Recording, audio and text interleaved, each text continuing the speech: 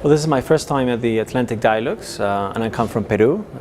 It's been a long trip over here, but it's been worthwhile, the long night trip over to Marrakesh. I found it fascinating to meet so many people from different continents. I was pleased there was a very good balance between Africans, Europeans, North Americans and Latin Americans.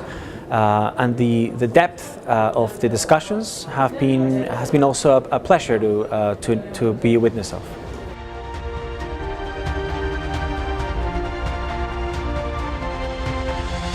We were talking about whether it's necessary to have a new social contract in this digital age. I think the main message is that we first have to figure out if the old social contract had made sense to our countries.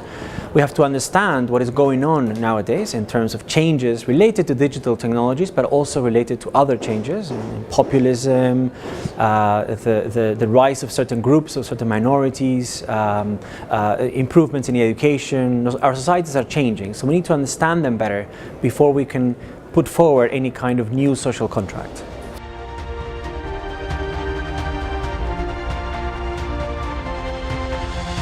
Yes, it's certainly relevant. We have gone through, as much of Latin America, we have gone through a rather traumatic recent period related to corruption. We are now uncovering serious cases of corruption involving the state, the public sector, the judiciary, the legal system, the church, businesses, etc., and so civil society even.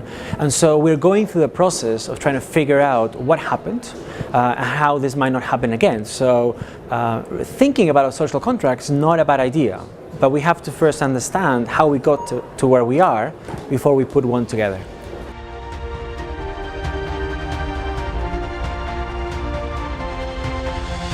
Well, I run on think tanks. On think tanks is a global initiative based in Peru, and what we do is we study and we try to support policy research organizations, which are sometimes called think tanks, because we think that think tanks are excellent vehicles to generate, communicate and help use evidence to make better informed decisions.